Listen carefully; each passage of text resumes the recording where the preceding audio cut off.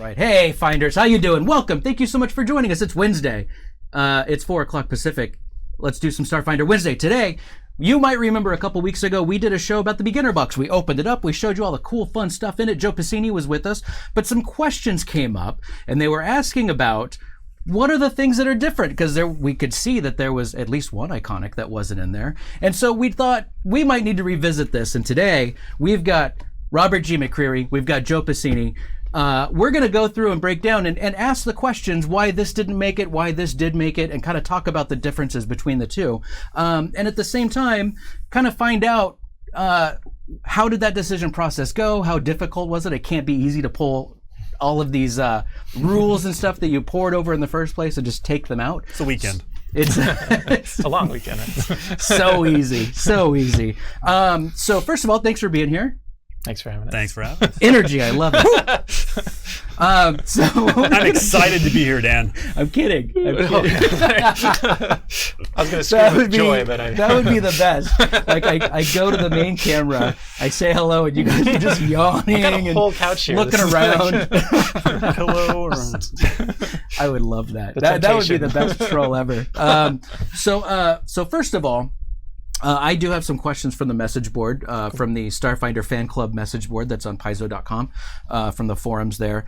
But what I'm picking up is a lot of these questions that I have here are things that you're already planning on talking about, because I suspect that as you were taking out these rules and kind of changing things around and altering them, that you knew that certain things were going to be a sticking point and people were going to wonder about that. Is that kind of close? Absolutely. Yeah. Yeah.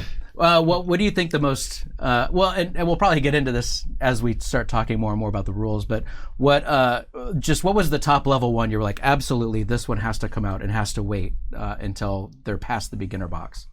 It rhymes with Starships. I wonder what that yeah. Well, we can talk about that certainly, but so then I take that to mean that there's no Starship combat in the beginner box. There's no Starship combat, but Starships still exist, but primarily as a storytelling tool. I mean, this is a game about space, so we need to be able to travel to different planets and all that kind of stuff. But we had a number of design goals for the beginner box, and one of them was to reduce complexity and streamline a lot of stuff. And you kind of, for the core experience of Starfinder, you don't need Starship combat. You just need starships. And so we kind of ramped that back significantly for various reasons, but also, so people didn't have to learn another set of rules on how to do all that kind of stuff, and that's something that they can get in the core rulebook. Okay. So then, with that, how tough was that decision? Like, was it something you're kind of like, it'd still be really cool, but ultimately it has to go? Or let's do this. Yeah. How tough was? Like, is it a tough decision? Like, I think, because spoilers. I've edited movies before and stuff. Trying to rip out your own footage and say, well, we can't do any of this. I find it to be a very tough process to say this was here for a reason and now I have to take that part out. What was that like? There were it was very difficult for, I think, more minor things, honestly. I think for Starships, we kind of knew from the beginning that we just weren't going to have room in this box, that there's just not necessarily room to have all those rules and all the crew actions and building your own starships and giving starship stat blocks, all of that stuff was kind of like, yeah, of course we want as much in there as we could possibly fit. But again, keeping things simple, it didn't really line up with that goal. So I think that was actually an easier decision than most. Interesting. Okay. The other major change I would say is Altronus, right? The Solarian. How tough was that, would you say, Rob? I don't know. It seemed, if I seem to remember, there being some discussions about whether to include it. I mean, and again, there were lots of reasons for all these things. I think we had a few people that may have been angling to keep Altronus in there. I don't remember exactly, but I think once you suggested that we would solve basically like 8 problems at once if we went to 6 classes, and everybody was on board. So then was it an idea mostly where it was we want this many classes to be in the box, as opposed to we took Altronus out because of a certain reason, or a happy combination? I'd say both. Yeah, there was a lot of reasons that led to that being a really good solution. Yeah, it wasn't necessarily that we only wanted to have 6 classes or something, but again, just reasons of space complexity, right? The Solarian has a sort of round over round changing thing. Yeah, and so that was just one of the things in terms of, streamlining takes lots of things or takes lots of forms, and so even going from 6 races and 6 class or 7 races and 7 classes down to 6 races and 6 classes, that takes a little bit of complexity out. Right. It doesn't. One of the other things we wanted to do between the beginner box and the core rulebook was kind of focus on these core concepts, so that when someone goes from the beginner box to the core rulebook, they're just adding stuff on to what they already know. And so cutting like a class, it's not changing a whole lot of stuff. It's just removing one piece. All the other classes exist. They're a little more complex in the core rulebook, but then it's like, oh, here's another new class that you can play. And Kasathas still exist in the beginner box. They're just in the monster section as an alien that you can encounter in the game. Oh, nice. Which doesn't mean you have to fight them, but It's true. You don't have to fight them, but they still exist as a species in the Starfinder Beginner Box. Definitely. So then, removing some of the complexity obviously is a good factor. But if there's other things like a technomancer or say a mechanic that are also pretty technical, and have some complex factors, how did you balance that with something like that, being Altronus versus those other classes? One thing we did with the classes was try to present a sort of binary choice at your very first level. When you decide to become an envoy or a mechanic, you make a choice between what kind of envoy or what kind of mechanic, and that's to represent in the core rulebook. As an envoy, you have a bunch of improvisations that you can pick from. It's not a binary. You have all different kinds of envoy you can be, and as you level up, you can gain more variation. So we wanted to keep that core concept of just because you're an envoy doesn't mean you're the same as every other envoy. You still have a choice to make, an important choice that further distinguishes your characters from others like you. So we have art actually of what we did with the mechanic. Yeah. Can we show that? Absolutely, we can. So this... Not that one. This is a picture of the design that's process. The design process. We have to start with this because it goes in order. And if this image was in any other part of this, of this slideshow, I would have put it at the beginning anyway, because this is by far one of my favorite pieces of artwork. It is amazing. Yeah. Joe, you gave me a title for this piece of artwork. Yes. At one point. What did you call this? This is the design process. This is the design process. But who does the goblin in the middle represent? They're all of us at various. So this is at various times. These are the 3 stages of beginner box points. design, right? So on the right there, you're sort of tinkering, ripping apart what exists and reforming it. Yeah. On the left, you're kind of drinking your healing serum to recover a little bit. And in the middle, you're just having a lot of fun in space with lasers. Yeah. It's a great piece of art. I love that one. Yeah, it's a good one. Let's see. Come on. You want to live forever. It's exactly it. Yeah. All right. So then we've got this, which is an image of an iconic that we might recognize. I personally think that there might be something missing from this. Yeah. If you know in the chat what might be missing from this image, please sound off and let us know. In the meantime, let's talk about the design of the mechanic. Okay. So this is new art for Quig and the mechanic class. It might even be art for the Yosoki race. I forget which exactly this is for. We got a bunch of new art for all the races and classes, which is cool. But the mechanics binary choice actually in the core rulebook is kind of between drone and exocortex, right? Brain enhancing implants. Right. But we went a different direction for this. Spoiler for the answer to the question about the image.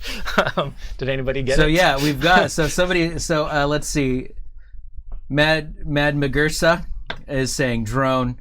Ms. Roy saying rest in peace drone. So yeah, and that's exactly it. Yeah, our budding scout doesn't have not, the drone. That's right. Why did that happen for that artwork? What was the choice with that?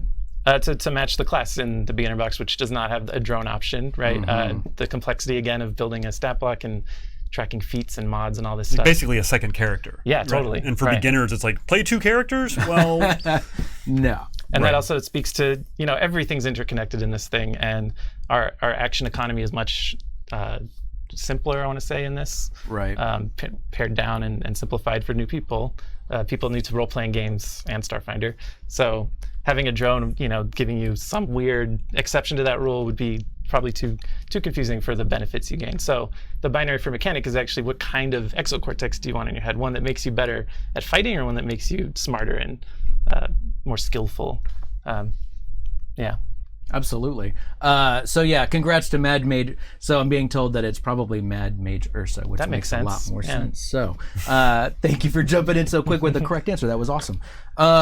So then what else do we, right off the bat, what are some of the things that you notice that are going to be different if you've played the core rulebook, I guess is Yeah. what do we, is there a name for that? Or do we just call it The Starfinder Core Rulebook. The Starfinder Yeah. Core Rulebook. Yeah. So what are some of the big differences that are going to jump out at you? We tried to consolidate a number of things as part of the streamlining. For instance, we consolidated a lot of the skills. The beginner box has 10 skills. So examples, there's a skill called interaction now that kind of rolls bluff and diplomacy and sense motive together. And technology rolls piloting and computers and engineering together, because they're all sort of related. What else do we consolidate in Many that things. way? Let's see. The conditions we have. Oh, right. And these are on the cards here to help you out and me out in the stream. There's 8 now, and we actually invented 2 new ones, just like with the skills. Interaction and technology are not in the core rulebook even, but we have a couple conditions that kind of stand in for a bunch of other conditions that in the core rulebook give a little more nuance for various situations, but all you need really are what's in here to tell a bunch of different stories and be sad in different ways when you have penalties to various checks. So I know that when we did the first show, there was a lot of good feedback about some of the pieces that came into the box and all of that sort of thing.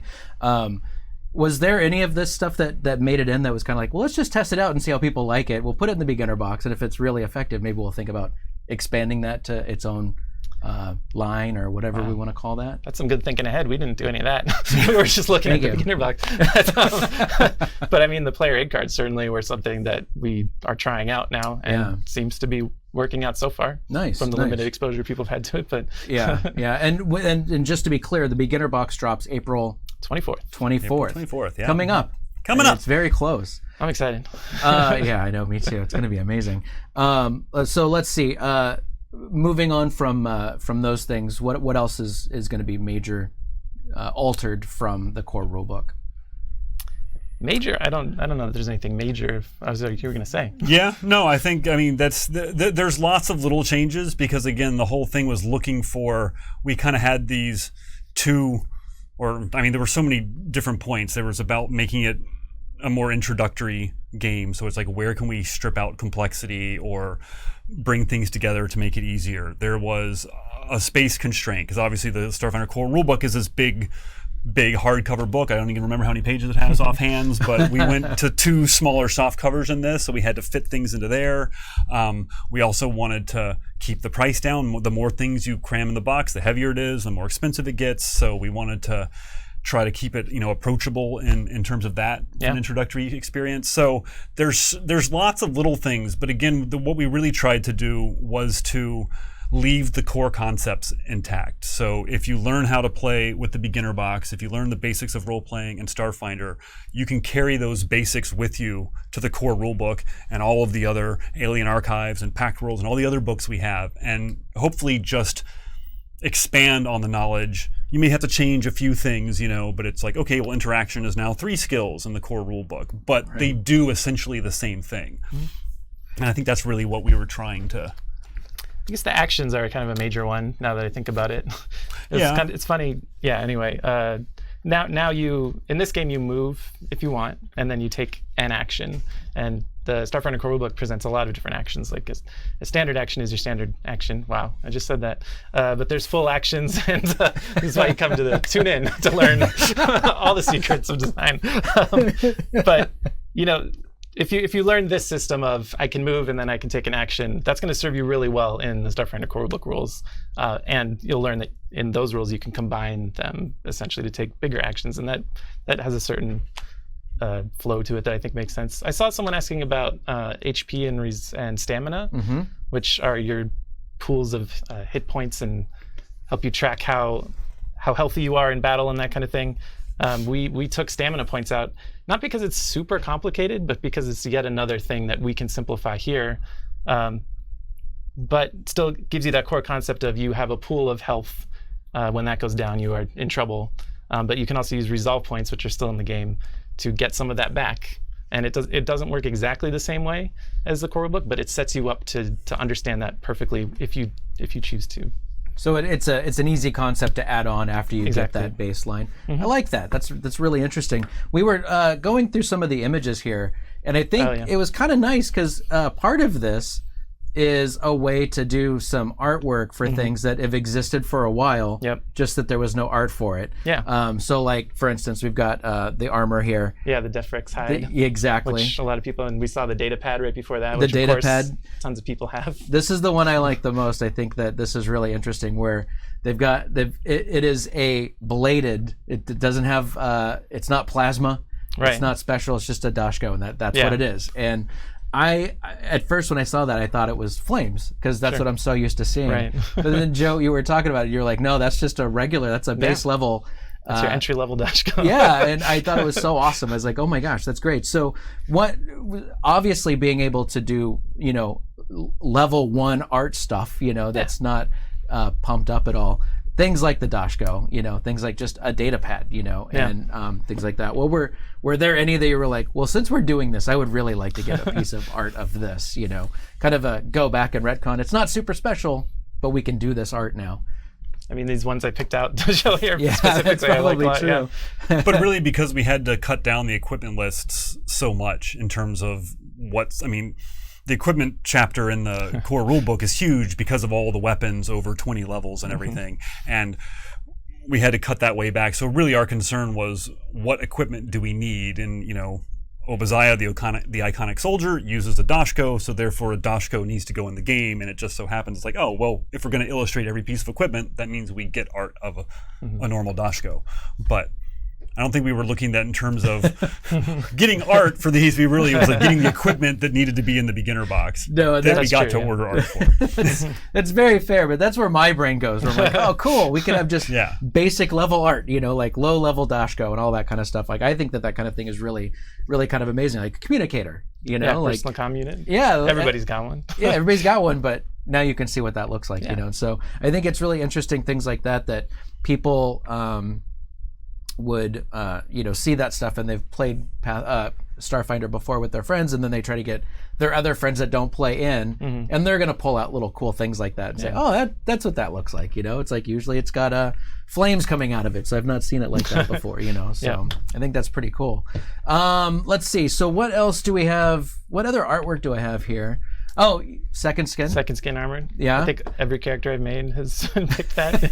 It's good starting. So far. Good starting suit. Yeah. It is a very good starting suit. I And think. it doesn't necessarily look like that. It can look like whatever you want. Yeah. But that's certainly one form. So. It's versatile. That's right. Yeah.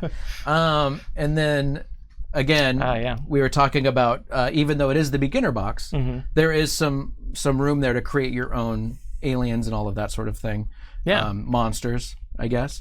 How important was that decision to make sure that because that to me seems like something that would be a little bit higher level than just an entry level feature. Yeah, well, one of the things we want this box to be is expandable, right? And it goes up to 4th level, which is quite a bit of content, I think. I mean, personally, I've only had, again, a couple of characters make it that far. So, but if we have the adventure that's included in here that Rob wrote, and ideas for more adventure hooks and a ton of monsters to use, but we wanted to add into this a way to create your own. So we gave advice on just kind of reskinning existing stuff in here, turn the Parathi into a swamp monster of some kind, give it even more legs if you want, I guess. But then we also, Owen put together just a simple system for just figuring out what numbers to add to your rolls when you're making up monsters, so you don't accidentally kill your party. Oh, right. You want to do it on purpose, right? You want it to be fair when you wipe them out. You're like, look, the math said that I had to add 15 to that roll, so I'm sorry. I like that because again, if like you said, if you're gonna kill the party, you want to know that it's coming. Right. So there's some fail safes in there, I guess, which is always a good thing. So, and that system is optional too. Totally. I mean, because there is a whole view like the Parathi and lots of other people who are already familiar with Starfinder will recognize most of the things in there. And so, a GM who just doesn't want to have to do that has a whole toolbox, but this is just an extra tool or a more advanced tool in the toolbox to let people do their own thing. And so again, kind of going with the Cantina idea of Starfinder. Let me ask you this: out of all the monsters that were included, what are your favorite monsters that made it into the Starfinder Beginner Box? My favorite is the Parathi, which you showed because it's brand new. I created it for the adventure and for the Alien Archive section in the back. So I like that one because it's brand new and it's got 6 legs and it's like a space tiger. It also has like 1 eye, which you may not be able to see from that art, but it's pretty cool. And like all predators should have 1 eye and 6 legs. I didn't even realize that the numbers are kind of skewed. Unless it has 3 eyes, I can't space, remember. anything is possible. Do you have a favorite monster? I like the Honcho head. I think I showed the unboxing, the new space goblin. The Kasaric is in there, our weird tentacle plant monster that steals people's DNA and reshapes itself. That's in there. So a lot of old favorites. Space goblins and skittermanders. They've got to be in there. The old favorites. Yeah. That's amazing. Let's see what, and then that's just a nice product shot. Yeah. Can we walk through some of the stuff that's in that image right there? Heck yeah. Where should we start? Let's start like top left and then go counterclockwise until we get to the middle, and then we'll do a zigzag. No, I'm just kidding. You go wherever you want. I'm with you right now. You start wherever you want. Top left is the 2 books, 96-page books. One for the game master player who's running the game for their friends, and the other is the player's book, which has all the character creation and has some other cool new stuff like a list of inspirations, so like TV shows and other games that you can check out to get ideas for your Starfinder characters and games and worlds. Then we got the pre-gens, so you can just start playing right out of the box with your new characters. Then we've got the character sheet, which is pretty cool. This was designed from the ground up for this box. I mean, using the Pathfinder as a great model. And then, so that's to the middle, going counterclockwise to the middle. Then, well, we could just go. We could go wherever you want. And then the rest of it. I think spoiler-free picture of the map for the we've adventure. got the flip map, and we've got pawns for monsters and for player characters. If there are people watching on a phone, it might be really hard to see the labels on everything. So you know what's in those rooms on the map, though. Exactly. And see, that's the thing, Ograx. I can't zoom in from here. I don't have the ability in my little controller here to zoom in on an image. Don't you just say enhance and then you're good? Oh wait, let me try that. Hang on a second. Computer, enhance. I think it moved a little. No, it didn't move at all. All right, fine. That is just your ability to have positive thinking. And the power of positive I love it. It's so amazing in you, Joe. It's beautiful. Okay, so also we've got some pawns in there. There's some maps in there. It comes with a set of dice, which I think is very nice. We decided not to redesign the dice. We went with the standard set for role-playing games. You didn't add an extra. Yeah. I really wanted the D27, but they talked me off the ledge. Yeah, we had to. And so anyway, so it is a box full of stuff. It has a whole bunch of cool things. And as far as with your main drive to doing the beginner box, the one question I keep getting, even though I think we touched on this before in the other show, why did it take so long for the beginner box to come out? I think obvious for me, I look at it and I see all of these adjustments that had to be made, and a lot of these things we don't know what people are going to find hard to grasp or anything until we get feedback from folks that play it. And I think that at the very least, by waiting as long as we did, you guys know exactly what this can come out and wait. This can come out and wait. People have had feedback about this. How much did that play into the ability to, that break that you had, that time? I guess it wasn't a break. Let's be honest. It wasn't a break. But that time that was taken there, how much of that was built off of feedback and kind of figuring out what people were having issues with and what they weren't? That definitely played in a lot. I mean, there were 4 of us on the core design team, and we all have very different experiences with role-playing games, going way back. I don't think we ever added up the design experience in the room, but it would probably be a double-digit number. No, it's probably, we had a lot of diverse perspectives in there that helped us figure out exactly what we wanted to do. And some of that was anecdotal, like, I've been playing in this game with my friends, or I've been running this game for a few months now, and so I've seen kind of what people stumble on and what might be better if we simplified for really brand new players. So I think that did help a little bit. Yeah, I mean, we weren't trying to do like any big changes to the overall game to fix some kind of problem, because this is meant to be, you know, like we've said, an introductory product to bring people into the Starfinder universe and into role playing and everything. And so it wasn't so much to address things, but it was, you know, how can we make it more approachable? And in terms of, you know, for why did it take so long? It's when we first did Starfinder, it was kind of a question about how successful it would be. We'd never done a science fantasy game. We'd never done a whole new thing. And so we kind of needed to see what the audience for Starfinder was. And then, you know, fortunately we've got really good fans and people who love the game. And so then it just became a natural thing. It's like, well, we should do a beginner box to try to bring more people into this. That definitely makes sense. Let me finish off this first part of the show with one final question. So imagine hypothetically that someone is, say, an organized play venture captain. They have everything in PDF form. I don't believe they exist, hypothetical venture captains. Hypothetically speaking, there's a venture captain that really exists. Imagine, if you will. Clarification. Now we're on track. Painting a picture. Let's see. They get everything in PDF form, so they have digital of everything. What would you say is a reason why that person that has access to everything digital, why they would want to get a physical copy of this thing? Is there a push? Is there a reason?